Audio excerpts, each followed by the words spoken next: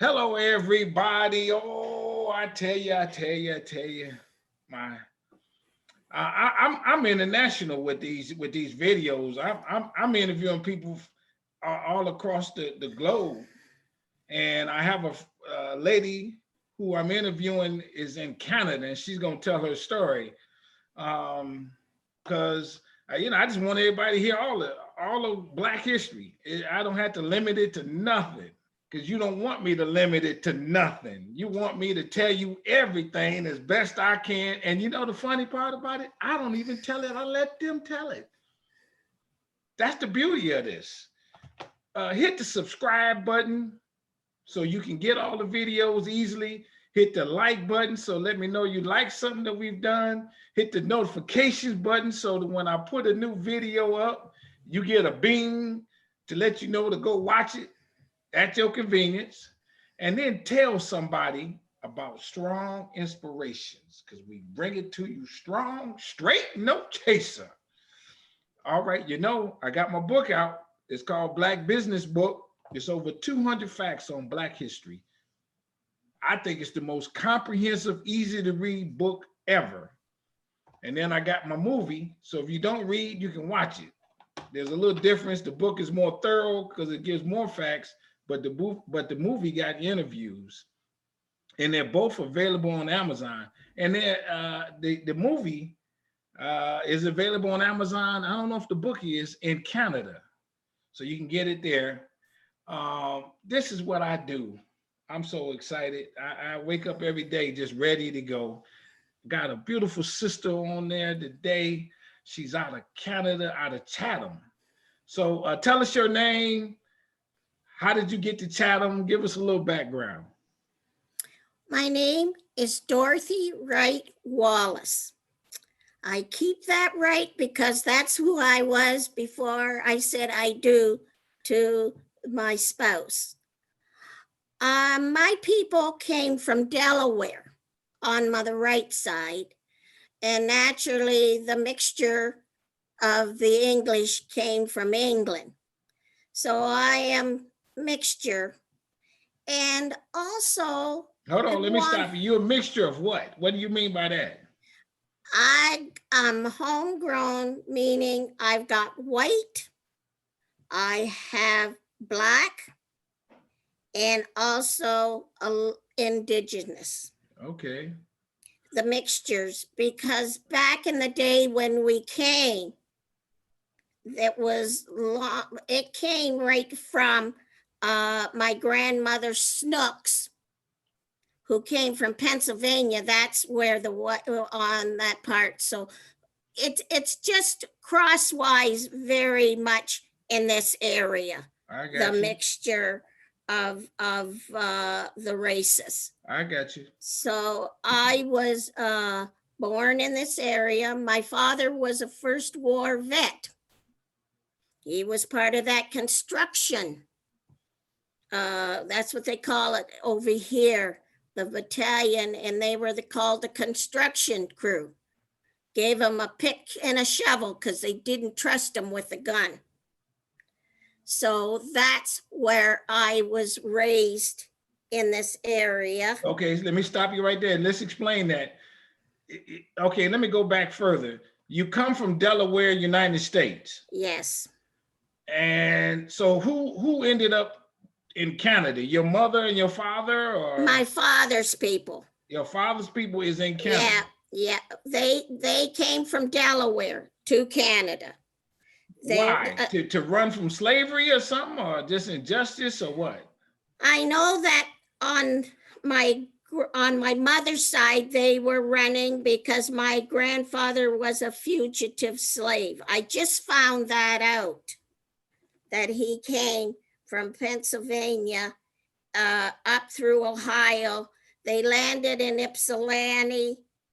Most of my other relatives are in Ypsilanti, Michigan there. Right. And then the others came over mostly into a country, a little countryside here called Dover, where a lot of Black people were too. Dover, Canada. Dover, Canada. It's like a country, just like a subdivision, like you would almost call outside.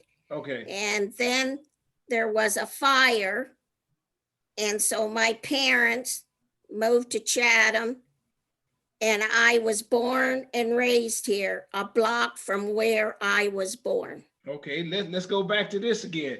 They left Delaware. He was your grandfather was a fugitive. No, he was free. But who was But the my fugitive? grandfather on my mother's side was a fugitive slave. Okay, she was a fugitive. She was white, but he was a fugitive slave named Frank, and he married this lady from Pennsylvania. So he was on the run. They were looking for him. Did you hear that they were looking for him? Well, they were running. They had to get out of Pennsylvania, so they were on the move. I don't have, I'm still trying to get all the details, but the name was very much Dutch. If I'd have known you were going to ask me, I could have had the name. Yeah, but, that's all right. Yeah, but I can't pronounce it. Okay. So I had to go to someone that was Dutch here in Chatham to tell him how do I pronounce this name. Okay. So they were on. He had to get out, and so they came up into Michigan, and then they stayed in Michigan and raised their family, and then my grandmother married a man from Canada, and they came to Canada. Now that's on my grandmother's side. I got you. Now, so he runs to they get to Canada. Where is Chatham? Chatham is about, I'd say, 100 miles from where you're at. From on Detroit. The other side from Detroit.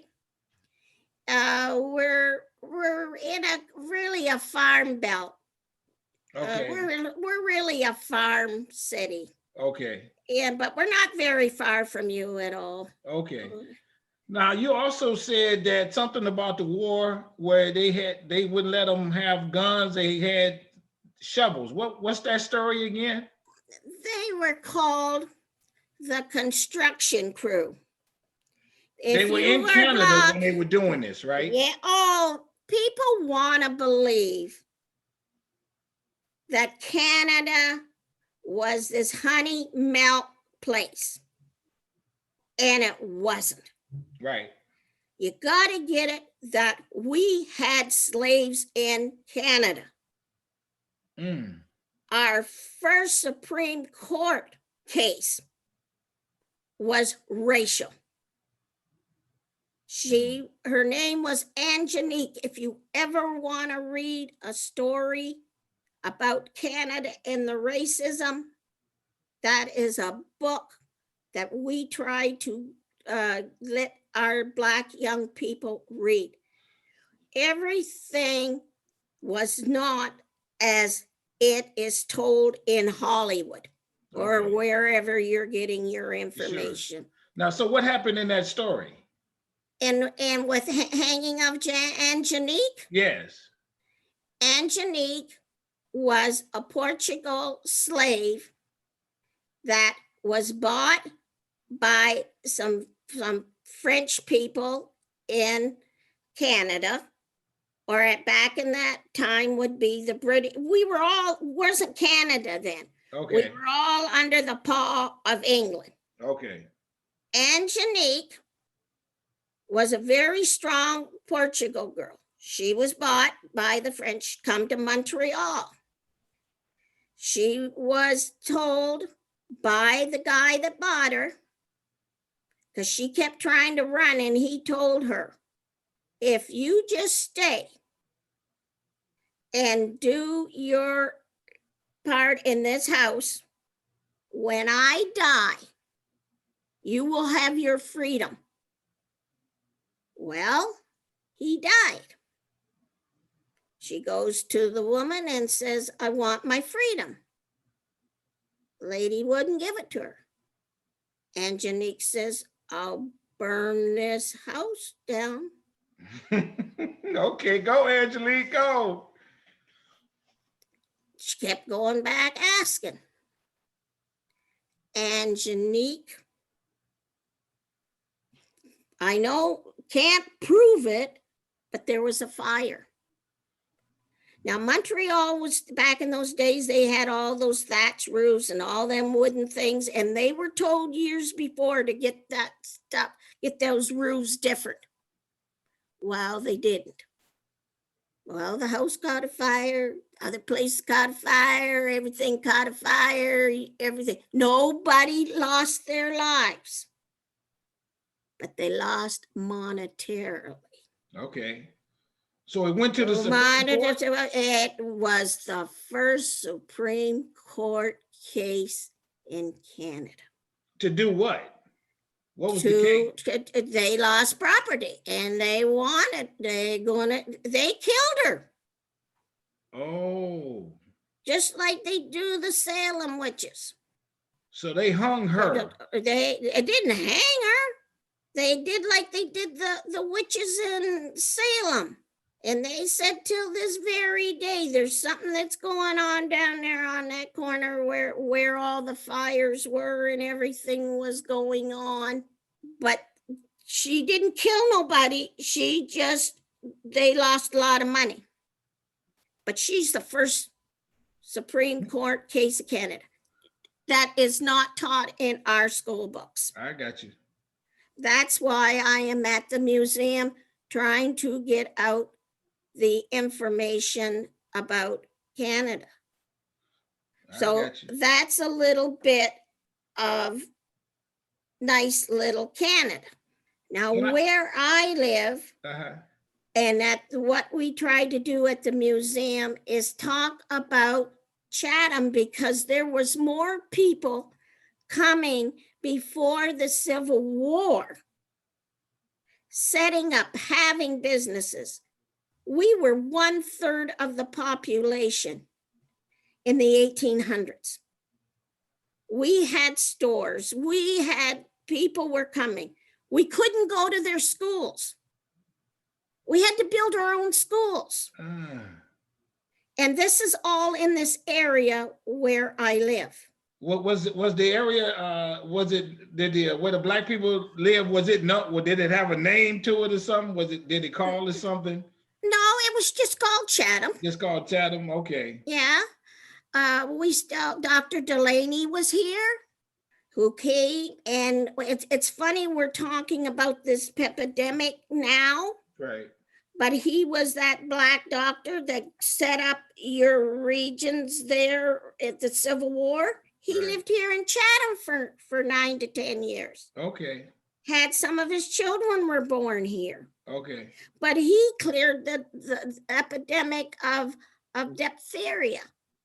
That's where all that stuff is in the water. Yeah. He came here and stopped it right in its tracks. Okay. Okay. So that's just one of our connections. You can't tell your story. We can't tell our story without you. Yes. Because that's how in the indigenous, we over here, we don't say Indian. We say indigenous. Let me ask you this. So slavery ended in Canada, I hear, about 1834?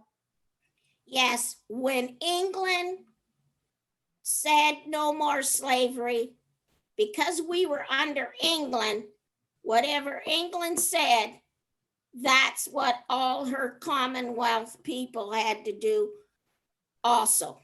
Okay. So yes. You mentioned Dover. What was Dover? Dover was like Ypsilanti is part of Michigan, right? Right. Just a little ways out. It's mostly where our farmers, but there was a black community out that way, or farmers and things. I got I always have to say Dover because all my brothers and sisters were born out that way. Oh, in Dover, okay. In Dover, but my brother and I and my sister, we are called home. I say we're homegrown here. Okay. So that's why I say that. Now, is there what happened? How great was the Black community? You said you had all the stores and everything. We were 1/3 of the population back in the 1800s before the Civil War came. And when the Civil War came, that tore us apart. They had to go back and help fight because they had family over there. Oh, really? Yes. Some of our guys went and fought in the Civil War. A lot of us that left the States, please don't think that we abandoned. We didn't. We were just running for our lives, some of them. But most of the people who were running this city were well-educated people. That some of them came from Oberlin, Ohio, Kentucky, all over. But this town was more Black people in Ontario, I will say. I don't know about all over Canada, but I can speak for this area what we had. Is there someone Black guy who aspired for political office in Chatham, or yes, had a Black newspaper? Somebody that everybody knows the name. Well, you can't talk about Chatham unless you talk about Mary Ann Shadd. She's the first woman to run a newspaper, who went back to the States at 66 and became a lawyer. She started her newspaper in this little city called Chatham. Then you have another one I like to say is a matriarch, especially in my heart, is Sophie Jones. Her father was Gunsmith Jones out of Oberlin, Ohio, who came here. She was born in this city, raised in this city, went to Toronto to become a nurse because back in the 1850s and so women couldn't do. And she went to Toronto and got her nurse's degree. And then she went across that border and now she's yours. And what she did with her life, I'm so proud of her. She's Michigan's first Black doctor. Wow. Now, let me ask you this before we kind of come to a close. Let's say, how did the Black people get to Canada? Did they walk across the Detroit River? Did they have the boats? Did you hear any of those stories? You hear them, yes. We did do a lot of the slaveries came, but a lot came by horse and buggy at that time. But they were running, like the stories are true, going across the Detroit River. And mostly I want your audience to know that it was done in the wintertime. Even with Harriet Tubman, when she would make her Underground Railroad trips, they were mostly done in the wintertime because nobody really wanted to track you when the weather's good. Them bounty hunters didn't want to be coming after you. So a lot of the runaway slaves that were coming this way, it was done in the wintertime. Wow, that's a good point. Good point. Is there a question that about Chatham or Canada that I haven't asked you in terms of Black history, something like that? What was it like growing up in Chatham? I mean, you mostly Black, but white people too, that kind of thing. Yeah, I can honestly say because of the churches and my mostly were a Black community. When my father died, I was 8, and this community just helped. We were tight knitted, and there was no reason for me to go beyond, I'd say our 3rd Street Bridge, because all my needs that was as a young kid coming up was right here in the community. I would like for your audience to know, please come to our museum. It's small, but we have records. If you have any idea that you've got a relative over here or a name, and if you go back to I will say our 1800s, if you were here in Chatham, we've got you. Oh, now again, what's the name of the museum? And what's the website? Oh, I should have. What's the name of the museum? The museum is the Chatham Kent Black Museum at Black Mecca. All right.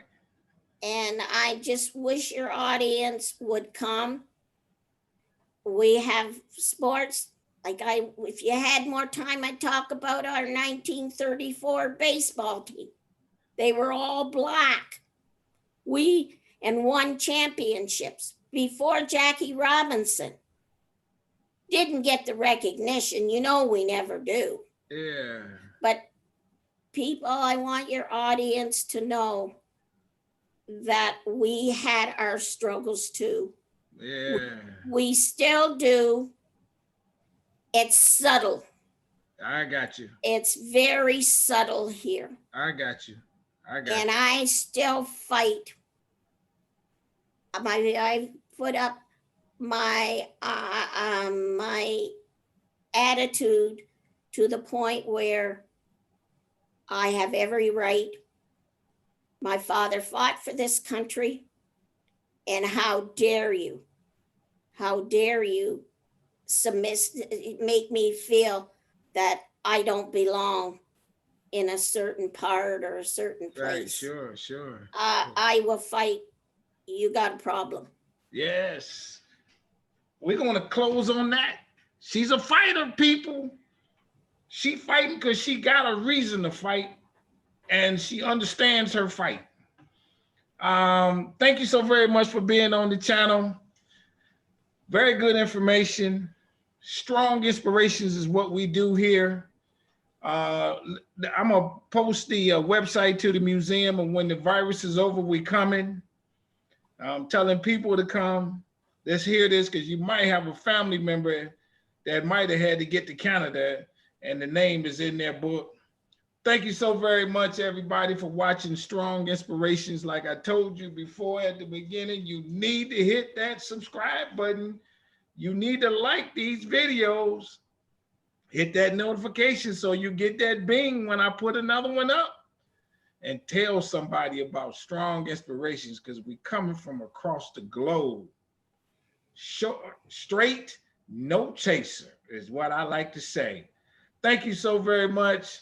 Have a good day, and I'll be back at you. We out. Bye-bye. Bye.